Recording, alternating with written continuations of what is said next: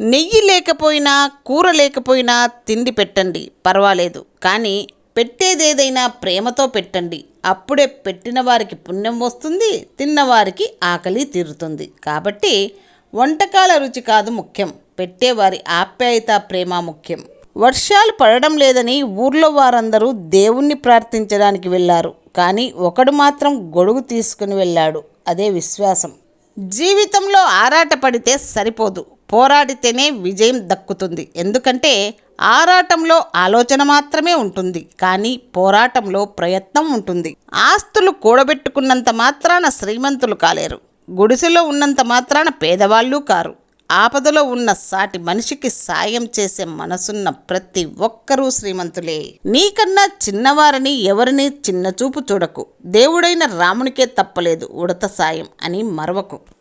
గర్వంతో బ్రతకడం కాదు, ధర్మంతో బ్రతకాలి. ఓడినా గెలిచినా ధర్మం వైపే నిలబడాలి. శరీరం సోమరితనానికి అలవాటు పడితే ఆలోచన ఎప్పుడూ వేరొకరి సాయం కోసం ఎదురు చూస్తూ ఉంటుంది. నీ బలం, నీ బలహీనత, నీ సామర్థ్యం తెలుసుకొని ఉండాలి. వాటిని నీవు గుర్తిస్తే నీకు గుర్తింపునిస్తాయి.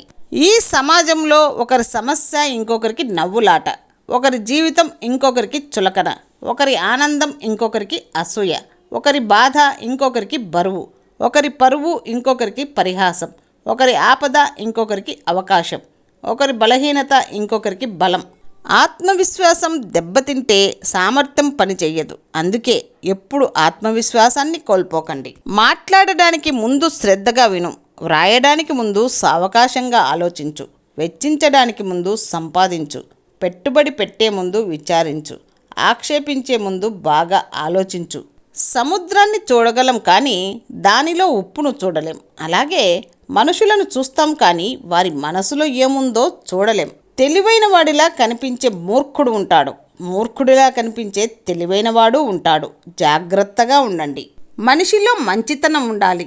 అలాగే ఆ మంచితనాన్ని ఇతరులు తన స్వార్థం కోసం ఉపయోగించుకునే అవకాశం ఇవ్వనంత లౌక్యం కూడా ఉండాలి. కుటుంబంలో ఎన్ని మనస్పర్ధలు ఉన్నప్పటికీ సమాజంలో భర్త పరువు నిలబెట్టాల్సిన బాధ్యత భార్యది. అలాగే భార్యను చులకనగా చూడకుండా గౌరవించాల్సిన ధర్మం భర్తది. నీ స్నేహం నీతో నీ బాధను పంచుకుందంటే నిన్ను నమ్మిందని, నీవు ప్రత్యేకమని అర్థం. ఆ విషయం నీలోనే దాచుకున్నావంటే ఆ స్నేహానికి నీవు విలువ ఇచ్చావని, నీకెంతో కావలసినదని అర్థం. ఈ రోజుల్లో అందరూ మన చుట్టూ ఉండాలంటే మన దగ్గర ఉండాల్సింది మంచితనం కాదు, కేవలం డబ్బు ఉంటే చాలు.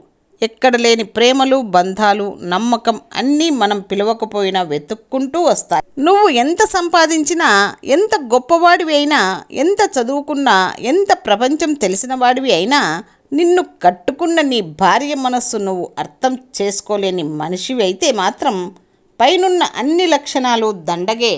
ఆలు మొగల మధ్య విశ్వాసం ఉండాలి. ప్రేమకు నమ్మకం పునాది, అనుమానం సమాధి.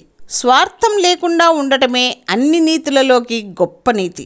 స్వార్థంతో నిండిన ప్రతి పని గమ్యాన్ని చేరడానికి అంతరాయం కలిగిస్తుంది. ప్రేమ అనేది అన్ని కాలాల్లో అందరికీ దక్కే అద్భుతమైన ఫలం.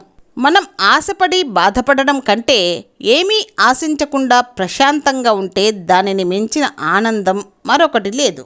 మందు అనేది ఏ మగవాడికి అయినా పడవలోకి వచ్చిన నీరు లాంటిదే. అయితే ముందుకు తీసుకెళ్తుంది, లేకపోతే ముంచేస్తుంది.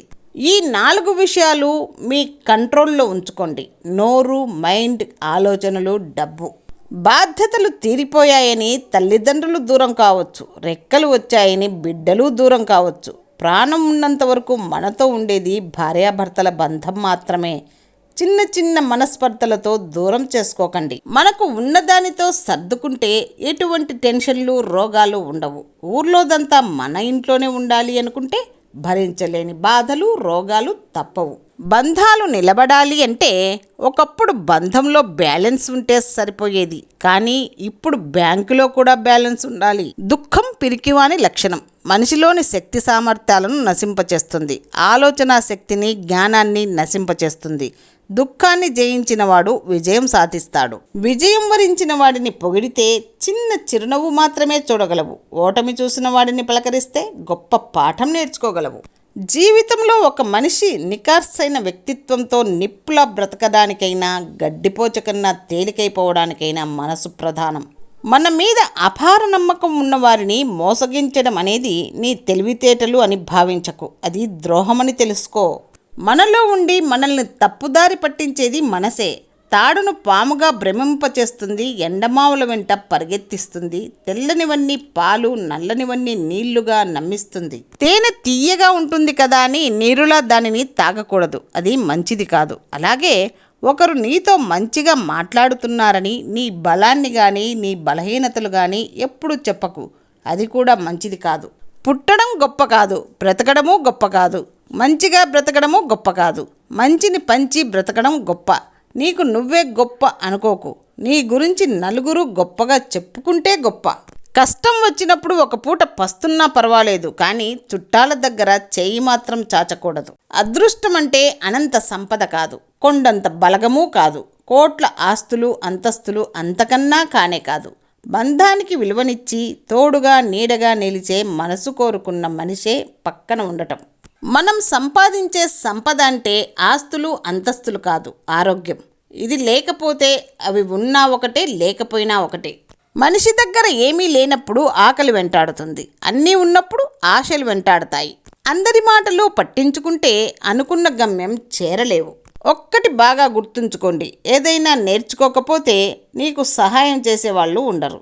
అదే నువ్వు ఏదైనా నేర్చుకోగలిగితే నిన్ను ఆపేవాళ్ళు ఉండరు. సక్సెస్ అనేది ఊరికే రాదు, కన్నీళ్లు పెట్టుకోవాలి, కష్టాలు ఎదుర్కోవాలి, మనసుకి గాయాలు కావాలి, బాధలు తట్టుకోవాలి, గుండె మాటలకు ముక్కలవ్వాలి. మర్యాద అనేది మనిషిని బట్టి రాదు, మనిషి మాట్లాడే మాటను బట్టి వస్తుంది. నేర్చుకోవడానికి ప్రయత్నిస్తేనే జీవితంలో ముందుకు వెళ్తాము. అంతా తెలుసునని కూర్చుంటే ఎప్పటికీ అక్కడే ఉంటాము. మనకు తక్కువ జ్ఞానం ఉన్నప్పుడే విషయాలు బాగా అర్థమవుతాయి. అధిక జ్ఞానంతో పాటు సందేహం కూడా పెరుగుతుంది. మనిషికి శ్వాస ఉన్నంత వరకు మనిషికి ఏదో ఒక సమస్య ఉంటూనే ఉంటుంది. ఏ సమస్యలు లేనప్పుడే సంతోషంగా ఉంటాను అనుకుంటే మనిషి సంతోషంగా ఉండేది సమాధిలోనే. ఎప్పుడు ఏదో కోల్పోయినట్లు ఉండకూడదు, అది అన్నింటికంటే ఎక్కువగా మనిషిని కృంగదీస్తుంది. పెద్దగా మాట్లాడడం, గొప్పలు చెప్పడం, నైపుణ్యం గలవారిలా ప్రదర్శనలు ఇవ్వడం వ్యక్తిగత ఆనందాన్ని ఇస్తాయి, ఉన్నతిని సాధించడానికి ఉపయోగపడవు. స్వర్గంలో అన్నీ ఉన్నాయి కానీ చావు లేదు, భగవద్గీతలో అన్నీ ఉన్నాయి కానీ నిత్య జీవితంలో పాటించడం అంటూ ఏమీ ఉండదు, కానీ ప్రశాంతత లేదు. ఈరోజు అందరి దగ్గర అన్నీ ఉన్నాయి కానీ మనశ్శాంతి లేదు.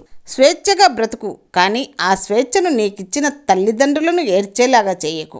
ప్రశ్నించడం నీ హక్కని ఆ ప్రశ్నలను నీ తల్లిదండ్రులను ఎదిరించేలా సంధించకు. గంట ముందు చనిపోతామని తెలిస్తే ఏం చేస్తామో అదే లైఫ్ లాంగ్ చేస్తే హ్యాపీగా ఉంటాం. మనిషి ఎప్పుడూ ధైర్యంగా ఉండాలి, కష్టమైన సంతోషమైన నవ్వుతూ ఉండాలి. అప్పుడే జీవితం అంటే భయం ఉండదు, భవిష్యత్ అంటే బాధ ఉండదు. ప్రతి భర్త తన భార్యను మరో తల్లి రూపంగా భావిస్తే ప్రతి భార్య తన భర్తను మొదటి బిడ్డగా పరిగణిస్తుంది. ఇదే మధురమైన బంధం, ఇప్పటికీ ఎప్పటికీ.